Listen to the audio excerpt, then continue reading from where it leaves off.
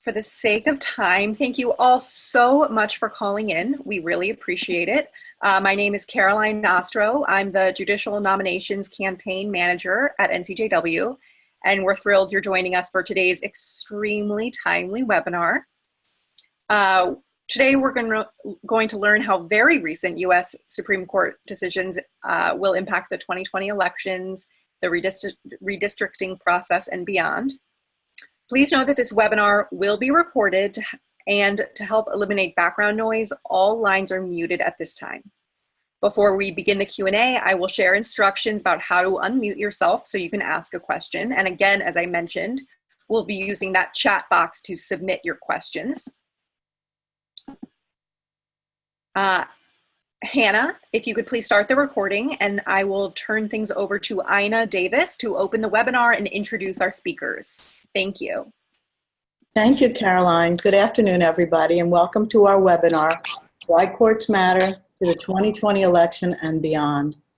I'm Ina Davis, and I am the co-chair of Louisiana Courts Matter Coalition and a former NCJW National Board Director and Chair of Benchmark, NCJW's Judicial Nominations Campaign. Today's call is part of NCJW's Promote the Vote, Protect the Vote, and Benchmark initiatives. For decades, NCJW members and supporters have encouraged civic engagement by registering voters, educating communities, protecting voting rights, and getting out the vote on Election Day. And since 2001, Benchmark, NCJW's Judicial Nominations Campaign, has raised public awareness about the importance of the federal judiciary and the judges who are confirmed to lifetime seats. As you know, the courts play a role in all the issues we care about. Just this week, we marked the anniversary of the Supreme Court's Shelby decision in 2013, which stripped the 1965 Voting Rights Act of some of its most important protections. Just this morning, the U.S. Supreme Court decided 3 cases that will influence our lives for at least the next 10 years, if not longer. The first 2 cases concerned partisan gerrymandering in Lamone versus Benesek and Russo versus Common Cause. The third case, Department of Commerce versus New York, challenged the administration's decision to add a citizenship question to the 2020 census. Studies show that including the question would lead to a massive undercount, particularly among Hispanic communities. One of the ways the federal government uses census data is to apportion how many seats each state gets in the House of Representatives. So historically underrepresented communities would become even further marginalized. Taken together, these rulings affect the upcoming 2020 election, the 2020 census, the redistricting process beginning in 2021, and thus in turn, all future elections through at least 2030. Today we hear from 2 speakers who will discuss these cases. Suzanne Almeida is the Redistricting and Representation Counsel at Common Cause, where she is responsible for supporting state Common Cause organizations in their redistricting, reform, and census work through legal, legislative drafting and strategy, communications, and coalition assistance. She also works on state-based and national redistricting and census litigation. Prior to joining Common Cause, Suzanne was the executive director of the League of Women Voters of Pennsylvania. Suzanne will talk about the 2 partisan gerrymandering cases heard by the court. Ari Andriola is a civil rights litigation fellow at Asian Americans Advancing Justice, otherwise known as AAJC. Most recently, Ari served as a law clerk to the Honorable Alicia M. Ortazo Reyes in the Southern District of Florida. Ari will discuss the citizenship question case. After Suzanne and Ari give an overview of these cases and their decisions, NCJW's Judicial Nominations Campaign Manager, Caroline Nostro, will lead a moderated question and answer, Q&A. After that, we will open up the lines so you can all ask your questions. As Caroline suggested, I encourage you to type your questions into the chat box as we go as well. Last, Carol Levine, co-chair of NCJW's Benchmark campaign and chair of Courts Matter Illinois Coalition, will provide a call to action and close out the webinar. Remember, NCJW is a 501c3 tax-exempt organization. NCJW members can and should engage in civic engagement and get out the vote efforts, but you cannot tell people to vote for a specific ideology or political candidate or party. Now I'll turn over the call to Suzanne Almeida, the Redistricting and Representation Counsel at Common Cause. Thank you so much, and thanks to everyone who is on today. It is a busy day, and it's a bit of a mixed bag. So I am going to give you the bad news first, and then you'll hear about more what the good stuff that happened today. So as Ina mentioned, my name is Suzanne Almeida. I am the Redistricting and Representation Counsel at Common Cause. So we are a national nonpartisan watchdog organization that works on a number of good government issues. My issues include redistricting and census. So today was a big day for me and for all of us, but me personally, this is my job description in a day. I'm going to talk a little bit about the partisan gerrymandering cases. So in North Carolina, the case is called Common Cause v. Rucho. We are the named plaintiff. It works with us as well as a number of other individual plaintiffs, the North Carolina Democratic Party, and others to challenge the Republican gerrymander of North Carolina's congressional districts. So in North Carolina, which is pretty much a purple state, the Republicans were able to gerrymander the districts on party lines such that in the last 3 major cycles, the congressional delegation split was 10 Republicans to 3 Democrats. And remember, I just said that North Carolina is about a 50-50 state. Slightly more Republicans than Democrats, but both within a couple percentage points. In gerrymandering these districts, they were very clear that their intent was to draw districts that achieved partisan gain for the Republicans and disadvantage for the Democrats. And we know this for a number of reasons. Some of it is statistical evidence, some of it social science, and some of it is because Representative David Lewis leaned into a microphone on the floor of the General Assembly and said, we did this for partisan reasons. We did this to advantage Republicans. The only reason we have a 10-3 congressional delegation is because we couldn't get it up to 11-2. So there wasn't any question about the intent or about the result of the partisan gerrymandering in North Carolina. And we've talked, I talked a little bit about kind of the impact on people and voting, but it goes deeper than that, right? We know that in one of the best examples of caring more about being able to pack and crack voters into districts. So packing means you bring people together and dilute their vote by putting lots of people with the same political affiliation together.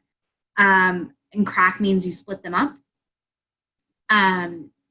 Is that the North Carolina A&T school, which is the nation's oldest historically Black college, was split down the middle, right? So there is no question that this was not about making sure that people were represented fairly and equally and able to elect the representatives of their choice. It was clearly to give more power to one party.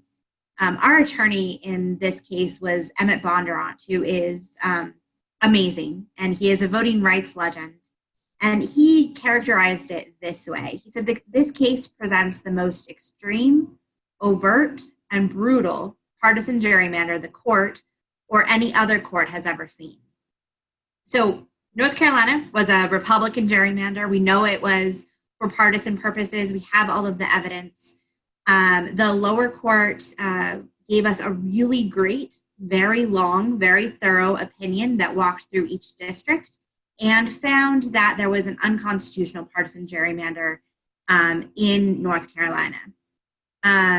In Maryland, the Democrats were the ones pulling the shenanigans. So in Maryland, it was a challenge to a single district, Maryland 6th, which stretches, it's a long, skinny district that stretches down into the state and links together the DC suburbs with Maryland farmland. So clearly there's no good reason for that to be drawn the way it is, other than the fact that Maryland Democrats were not happy with the number of seats they had. And so rather than allowing this seat, which was typically a Republican seat, to stay, they drew it so it would go to the Democrats.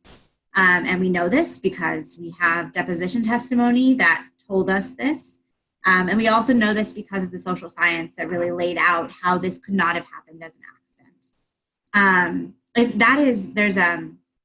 One of the things about a lot of this redistricting litigation is there's a lot of experts, I'm putting that in quotation marks, who push back on the claims that Common Cause and other good government organizations bring and say that, well, gerrymandering just happens because people live where they live. And yes, to a certain extent, political geography plays a part in determining what districts go where and how the partisan composition of a state. But what the scientists were able to show both in Maryland and in North Carolina is that this couldn't have happened by accident. So the challenges to in North Carolina particularly were based on the elections clause. They were based on an equal protection challenge, and they were based on the First Amendment, essentially saying that First Amendment is my personal favorite of the arguments, and that argued that viewpoint discrimination, essentially making rules that determine how someone is able to function based on their political affiliation, is not possible. It's unconstitutional. So it is certainly unfortunate that the Supreme Court did what it did today. So the Supreme Court today found that in both the Maryland and the North Carolina case, it was an unusual joint decision. Nobody saw it, no one suspected that it was going to be all one decision, but it was. Said that there was no, the court didn't have any rule or any ability to make a decision on partisan gerrymandering, right? So they said that this is a political question. They said that it's non-justiciable, and they said that essentially it is not our business. Justice Kagan wrote the dissent, and it is glorious if you need some light reading to fuel your anger in response to this decision. I highly recommend reading Justice Kagan's dissent, but essentially she takes the court to task for failing to uphold any of the standards that were brought before them. There was a menu of options in front of the court today, and it is just unfortunate that the Supreme Court did not take advantage of those. This is not over. So the Supreme Court's decision today says that there is no path through the federal courts to challenge partisan gerrymandering. That leaves a lot of paths open to us, right? This isn't the decision we wanted, but we've been using the example, and I think it's very apt, of the wind in our face rather than the wind at our back. So the wind's in our face, but we're not down and we're not out. We've been working across the country, Common Cause, as well as a number of partners, been working across the country to move redistricting reforms through legislatures, through ballot initiatives, through state litigation. So there is another lawsuit in North Carolina challenging the state legislative maps, Common Cause v. Lewis. So that's still moving forward. We know that there is movement on redistricting reform in states like North Carolina, Virginia, Maryland, New Jersey, New York. Oregon, Arkansas, Oklahoma, Nebraska. California is moving forward with local redistricting. So we are down, but we're not out. Yeah, so I'll leave it there. If anybody has any specific questions, I think we're leaving them till the end. That's right, Suzanne. Thank you so much. That was really helpful. We're going to hear now from Ari Andriola from Asian Americans Advancing Justice, and then we will have a bit of a moderated Q&A and then open it up to the group. So keep those questions coming in the chat, and thank you so much, Suzanne. Hi, everyone. Thank you for having me, and thank you for joining us on, as Suzanne said, on this very busy day. My name is Ari Andriola. I'm a Civil Rights Litigation Fellow for Asian Americans Advancing Justice, AAJC, and we work to advance the civil and human rights for Asian Americans and to build and promote a fair and equitable society for everyone. So the way in which we have been involved, first of all, census is a key area of our work. And AAJC, together with the Mexican American Legal Defense and Educational Fund, brought one of the census cases in Maryland. And so our case was not before the Supreme Court, but we are closely involved in this issue. So I'll be talking a bit about the ruling from today. So what the Supreme Court considered was addressing whether the decision to add the citizenship question to the 2020 census violated the Administrative Procedures Act and the Enumerations Clause of the Constitution. So today, the Supreme Court issued a rather complicated opinion, but the bottom line is that the decision to add the citizenship question is going to be remanded to the Secretary of Commerce. And so the Supreme Court found that Secretary Ross's stated reason for adding the citizenship question, which was for the purposes of enforcing the Voting Rights Act, the court found that that reason, quote, seemed to have been contrived and was, quote, more of a distraction. So essentially the court found that the stated reason was pretextual.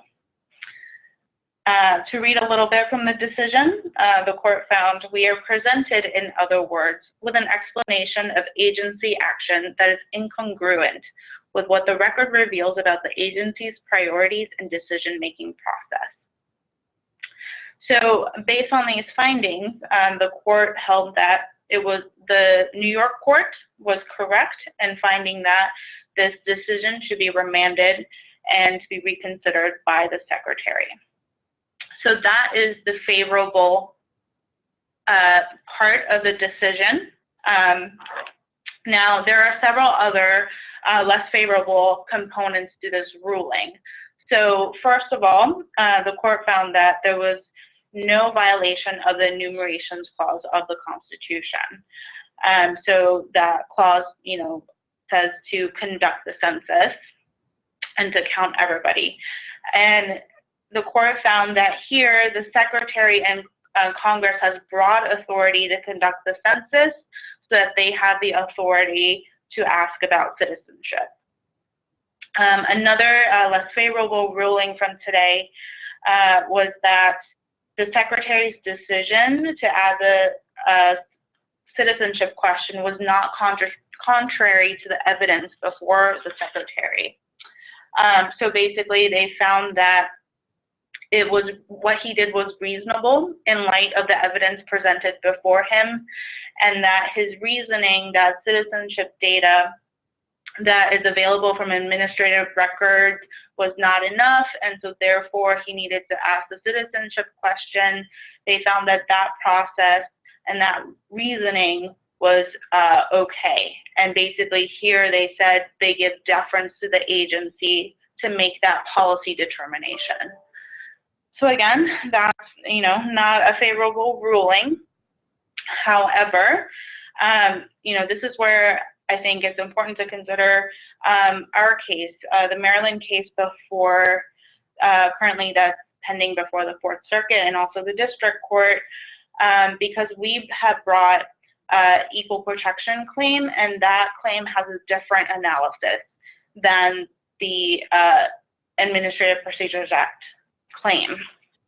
So basically, in Maryland, we have the district court initially denied our claim that the addition of the citizenship question was discriminatory under the Equal Protection Clause of the Constitution.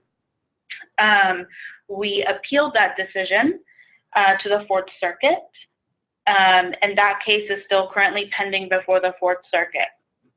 And then also at the same time, there was a discovery of new evidence. And so we have brought that new evidence back before the district court. And so all those things are still proceeding before the Fourth Circuit and the district court today. And so those things are still going forward. And really sort of the bottom line from today, I think, is that in terms of what happens now, is that the government, the court says that the decision should be remanded back to Secretary Ross for consideration. And so until then, they are enjoined from adding the citizenship question to the census until basically Secretary Ross reveals his true reason for adding the question, because the court found that the reason provided was not valid or pretextual. So basically the government in various fora have said that there's a printing deadline of June 30th, and that they need to be, based on printing contracts, they need to send the questionnaires to the printer by June 30th. So that's what they have been saying. So, assuming so, we think that they're going to have to start printing without the question. So that is the state of play. And I'm happy to take any questions after. Thank you. Thank you so much, Ari. That was really helpful. We're going to start with some a moderated Q&A with me. And then we're going to go to participant questions. So I am monitoring the chat, as is Hannah. Keep them coming. And we will start with those after our initial questions. And so Suzanne, if you wouldn't mind starting, and then Ari, feel free to jump in. But when it comes down to it, how did today's cases affect the 2020 elections, big picture?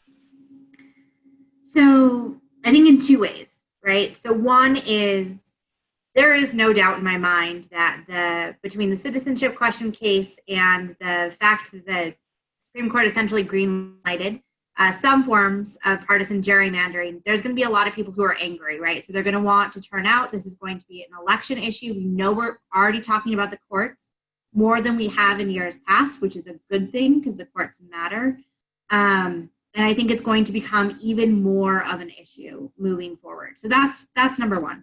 Number two is that at least in North Carolina and Maryland, they're going to be voting in what we think are unconstitutional districts. That the partisan gerrymanders in those states are going to stand. We're not sure yet exactly what's going to happen with Ohio and Michigan, both of which were found to be partisan gerrymanders by the lower court. But we're not sure kind of exactly how that's going to impact them yet. But the likelihood is that there is going to be a number of states, so we're talking hundreds of thousands of people, who are voting in unconstitutional districts. And that is a problem for a number of reasons. One is, you have a right as a person to have your vote count equally. And what gerrymandering does is it takes away that right. And number two is, it is hard to tell someone to go out and vote if you can't tell them that their vote matters, right? And particularly for people who have felt disenfranchised, who have felt like this is not for me, today's ruling is going to make it even, I think, less likely that they're going to want to be part of the political process.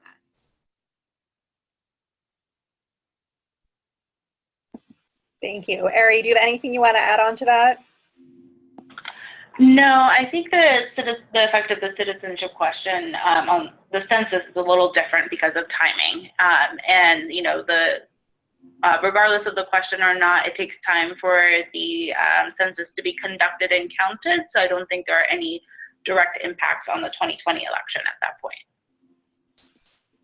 That actually brings up a good point, is that, and this is really why having this particular call today is so great, talking about both census and redistricting, is that part of the reason that, not the only reason, but part of the reason that we need a fair and full and accurate count of the census is so that we can draw the right kind of districts that are representative. And we've seen evidence come out in the last couple of weeks showing that the motivation behind the citizenship question was to get data so that the people in power, Republicans in this case, can draw districts based on what we call citizen voting age population. So that would mean anyone under 18 and who is not a U.S. citizen would not count as far as numbers for representation. And that matters because everybody gets represented, right? Like, even if you don't vote for your elected official, you are still a constituent. They should still be listening to you. And so drawing districts, not only but using CVAP, is not only going to skew the districts in a way that we know will be, and this is not my words, either the words of Thomas Hoffeller, Republican redistricting mastermind, advantage Republicans and non-Hispanic whites. But they're also going to, really, it's going to lose representation for people, often the most vulnerable in our communities, who need it the most. Thank you. Ari, we'll start this next question with you, if you don't mind. What does the census case mean for redistricting post-2020? Sure. So this issue is critical for redistricting.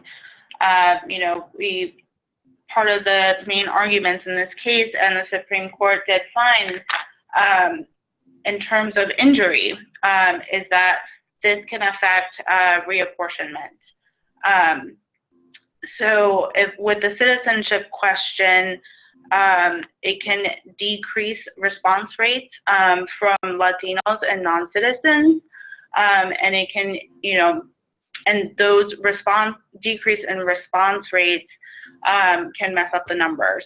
And so these have huge implications in terms of redistricting going into the future, and potentially loss of congressional seats. And so, that's why this question is imperative, that the question not be added to the 2020 census so that we protect these efforts.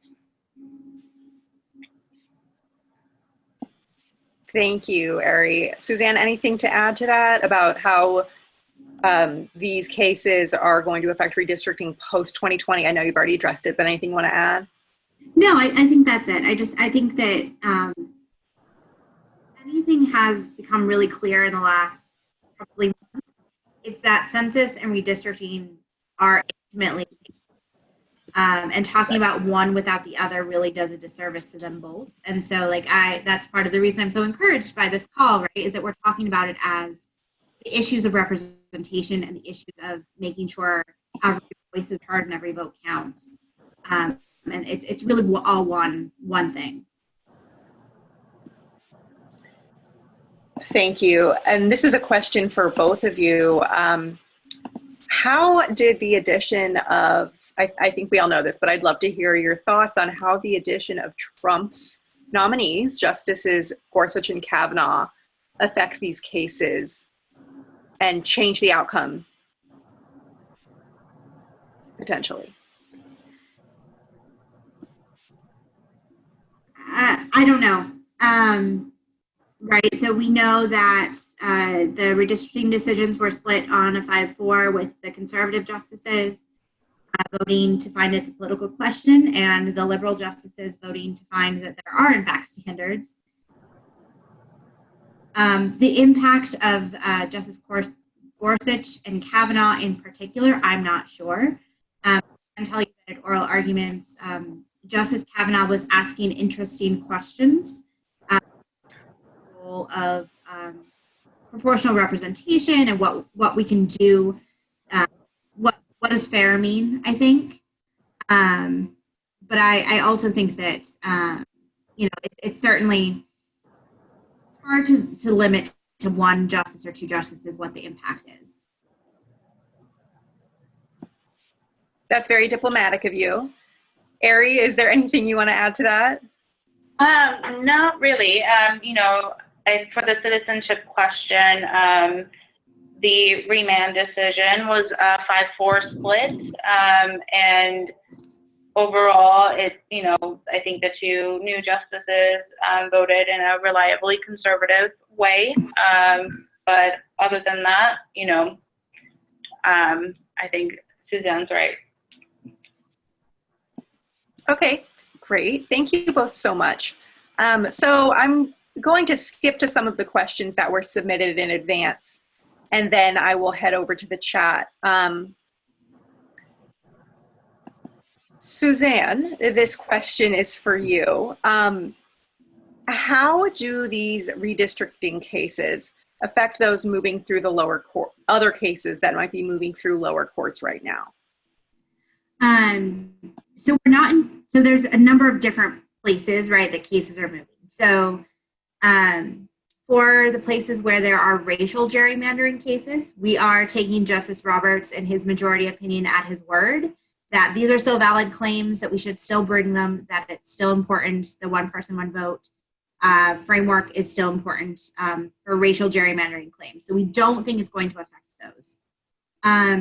For partisan gerrymandering claims, so I'm thinking particularly here about the Ohio and Michigan and Wisconsin lawsuits, we're not sure yet, right? So the Supreme Court has said this is a political question. Federal courts can't get involved. It seems likely that means that those cases are probably moot at this point, that there's, it's over for those cases, but I don't want to say that yet without, doing some in-depth legal analysis. So please take all of that with a grain of salt. And then finally, and this bucket, I think, is the bucket where there is the most hope. So I'm going to end on a happy note, is state litigation. There is nothing in the majority opinion, nor did we expect there to be, that precludes state litigation based on state constitutions to prohibit partisan gerrymandering. We saw in Pennsylvania last year that the state Supreme Court, in fact, did exactly that based on the Free and Fair Elections Clause in the Pennsylvania Constitution. There are 26 states that have some form of that clause, which is above and beyond what's in the United States Constitution. In addition, so the Pennsylvania case was decided in 2018. After some crazy political back and forth, the court had a special master draw the map. And in the following election cycle, Pennsylvania elected, instead of 13 Republicans and 5 Democrats, 9 Republicans and 9 Democrats.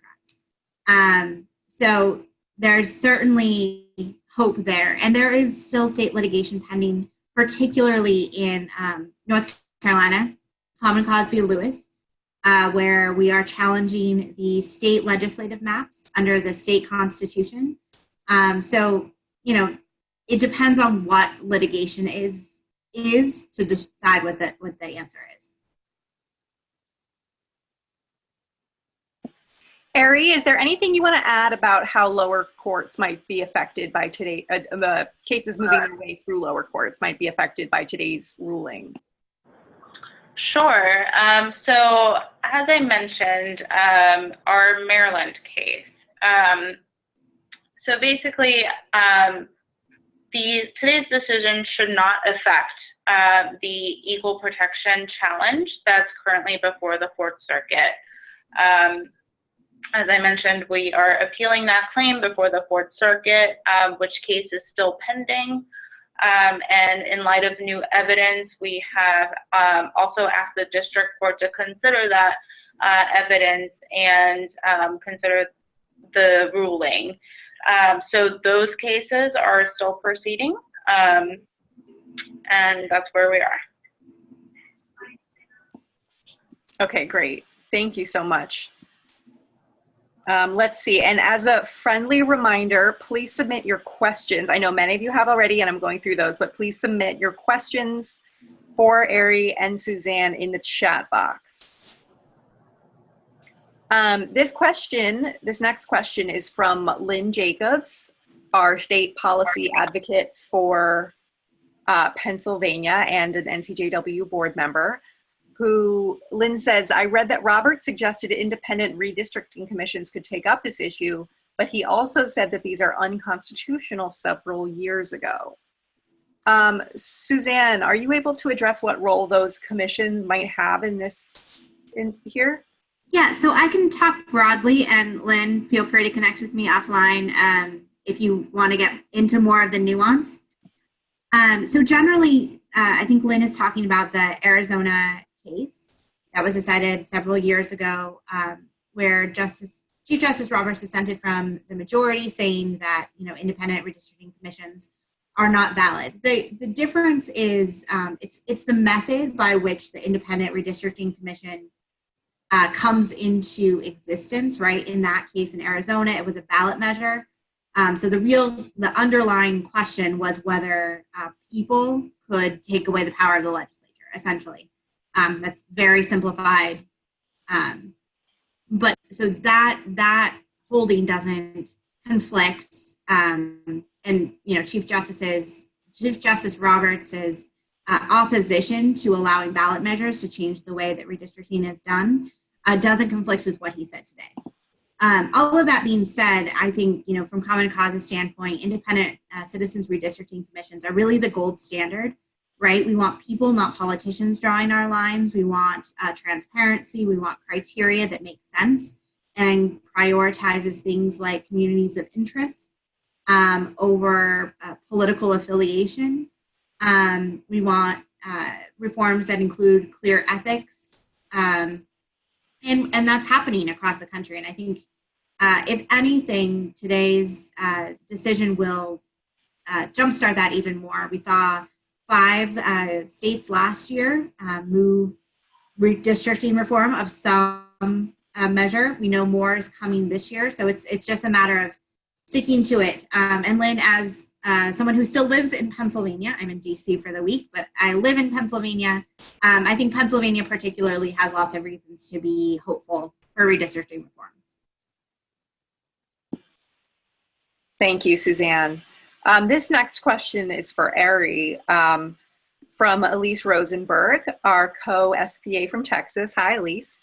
The president apparently said earlier today that he would delay printing the census forms. Is that something real, Ari, that he can order? And how much should we be concerned about that? I think that's an excellent question. I saw that tweet as well. I think, with a lot of things, I think the answer is we don't know. I think that's a question for the government and a question for Commerce and Census Bureau. Do you have a sense of, and this is probably another thing that we don't know, but the timing for that will play out pretty rapidly, right? If June 30th was the initial deadline? Yes. So the government, has been asserting repeatedly that June 30th is the printing deadline. So, again, if we assume that's the case, they will have to start printing. But yeah, again, we shall see. Right. Okay. So again, submit your questions in the chat if you haven't already. Unless there are more, I'm gonna ask one more before we move to talking about what we can do as advocates. So Bobby Cohen, our other co-SPA from Texas, hi Bobby, makes a good point that state litigation coming before elected officials who belong to the same party that gerrymandered the district to their advantage doesn't seem very promising. So Suzanne, that seems like a problem. Is that the case? It is in some states, right? There are states that elect their judges. Texas is one of them. Pennsylvania is another. And we know that even judges, especially when they're elected, come with a partisan agenda, right? Even if we don't want them to, that's kind of what happens. That being said, judges, I would like to think, I am a lawyer myself. I got my start in the court reform movement. So judicial independence is near and dear to my heart. So I would like to think, and this is probably more rosy than some of you are looking for today, but I would like to think that, you know, judges are confined by the law and the facts in front of them. And particularly on an issue like partisan gerrymandering, where we know that the public is in staunch opposition to it. We know how people feel about partisan gerrymandering, and it's not good. I think state courts and elected judges, even as elected officials, have things to gain by deciding on the side of right.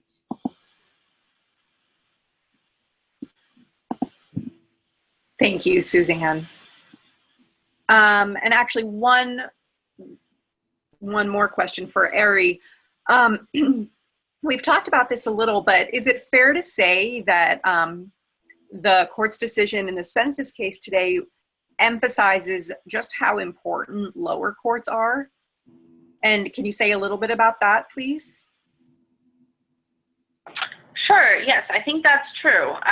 You know, lower courts are the front line that take on these cases and address these issues. And I think in this case particularly, although, you know, the Supreme Court only addressed the New York cases, I think it's important to consider that this question was addressed by a judge in New York, a judge in Maryland, and a judge in California. And all three found that it was a violation to add the citizenship question. So, you know, again, I think it highlights the importance of the work that these courts do. Thank you so much, Ari. So now we'll go back to Suzanne. Can you share from your perspective, you know, aside from voter registration, what we can do as activists and advocates to further these causes, to make sure that every vote is counted and that communities are properly represented? Yeah, absolutely. So on the redistricting side, we know that even though we as people have the power, we have to get other people to agree with us, right? So this is an issue, talking about redistricting, talking about gerrymandering, is something that we, I think, as individuals have responsibilities to talk to our friends and neighbors, to connect it to the things that they care about and why they can't get the results that they want in state and Congress.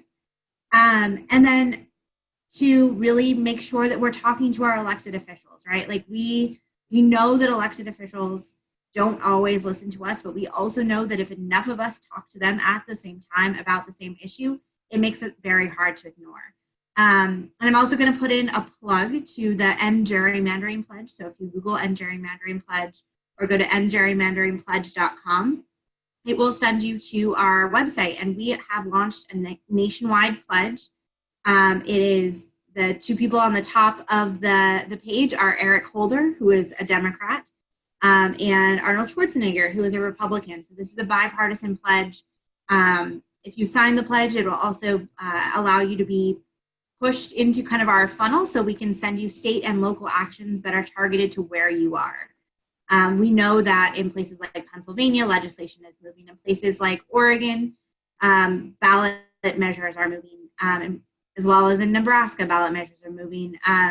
You know, so I think in California and New York, local redistricting reform is moving. So this is the kind of thing that we would encourage you to get in touch with Common Cause or others in this space.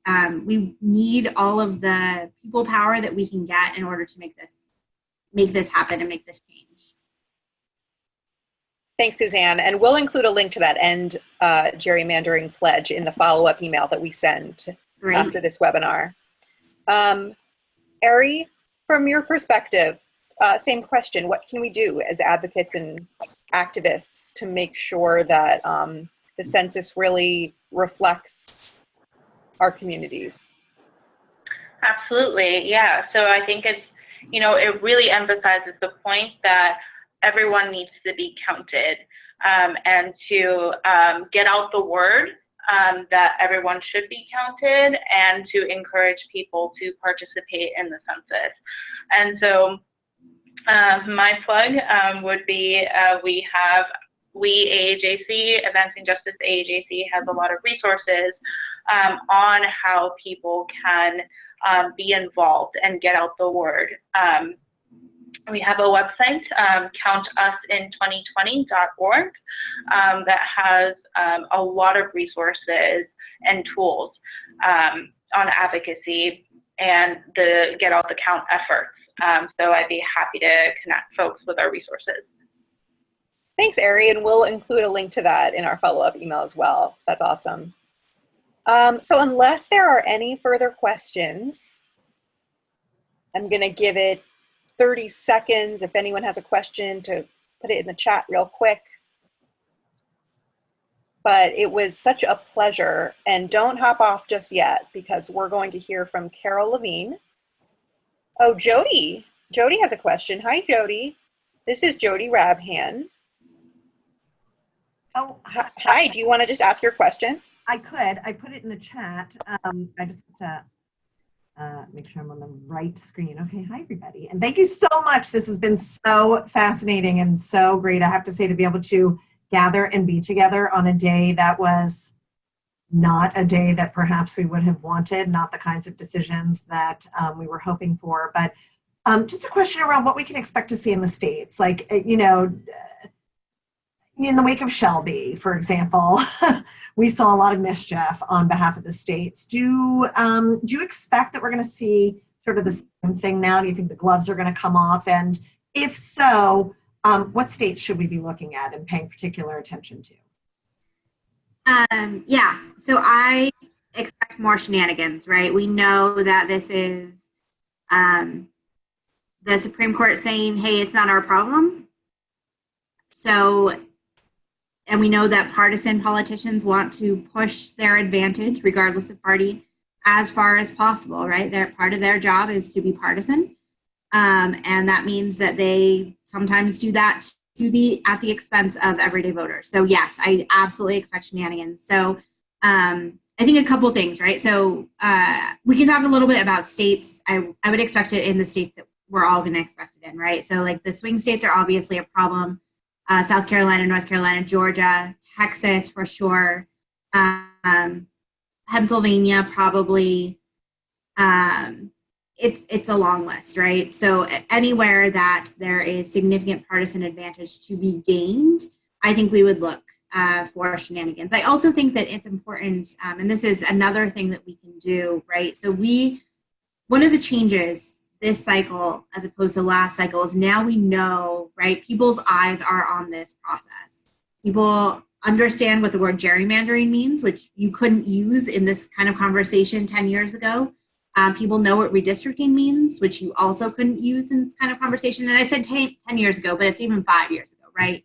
It's part of the public dialogue. So I think in addition to advocating for reforms that make it better, we need to keep our eyes open and we need to watchdog, right? So we need to show up to those hearings that local governments or state governments have on redistricting and maps. We need to tell our stories, what our communities look like. We need to help others who might communicate differently to tell their stories about what their communities look like.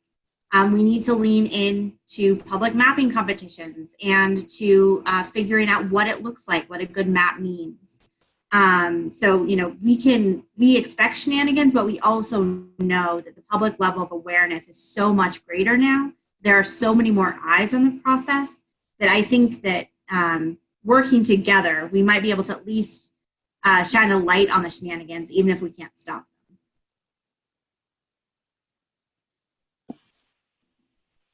Thank you so much, Suzanne. So I'm going to turn the mic over to Carol Levine. from Illinois, and she'll give us some closing words and a call to action. Thanks, Caroline. As Caroline said, I'm Carol Levine. I am the co-chair of NCJW's Benchmark Initiative and also the chair of Courts Matter Illinois. I want to start by thanking our wonderful speakers, Suzanne and Ari, for sharing both their time and their expertise with us today. Really was a pleasure to hear from you and to learn from you. And many thanks to all of you on the phone and video for joining us and for posting and asking such thoughtful questions. And special thanks to our NCJW staff, Faith Williams, Hannah Cohn-Smith, and especially to Caroline Ostra for coordinating today's webinar. I want you all to keep your eyes out for an email from that staff, because after the webinar, it will come to you with a lot of helpful follow-up information. What has been made clear, especially with today's Supreme Court decisions, is that the federal courts, not just the Supreme Court, play a critical role in protecting or rolling back our rights to vote. Now, more than ever, the judges who hold lifetime appointments to those district and circuit courts are crucial to our voting rights. Today's decision on gerrymandering removes that issue from those courts, but not from those whom we elect to state and federal offices. Chief Justice Roberts intimated that Congress might have a role to play in correcting gerrymandering. So voting and voting rights becomes critical to making change in gerrymandering in states. There is also the hope with the census case, as it goes back to the New York federal court, that the outcome will remain as it was originally decided. This census will be used to draw the state and congressional districts for the next 10 years. And that is certainly a big deal. And we certainly need everyone to be counted.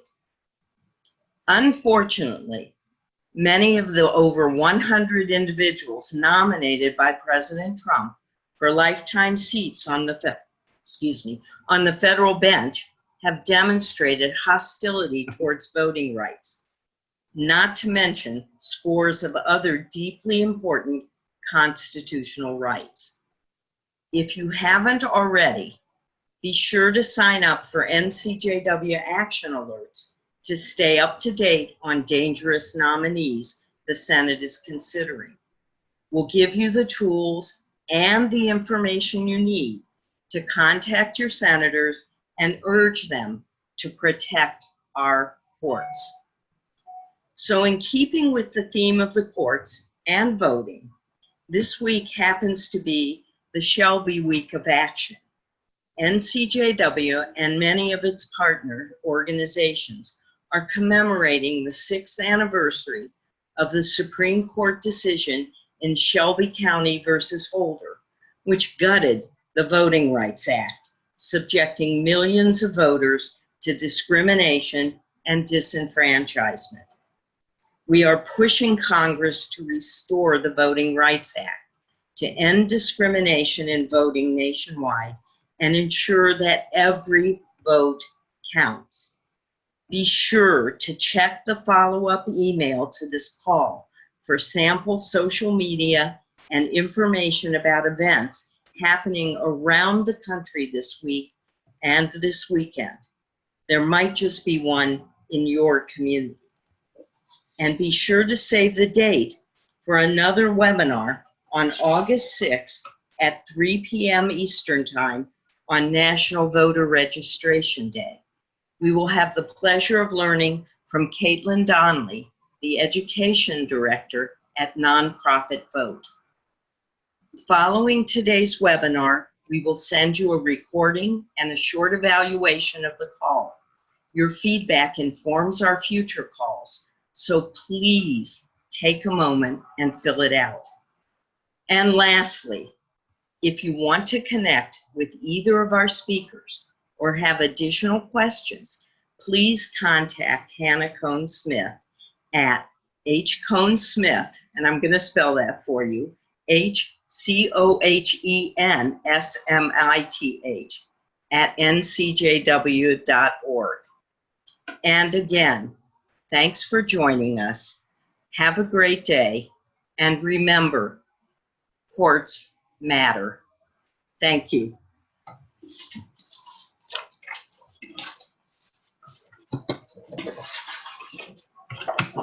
Thanks, everyone.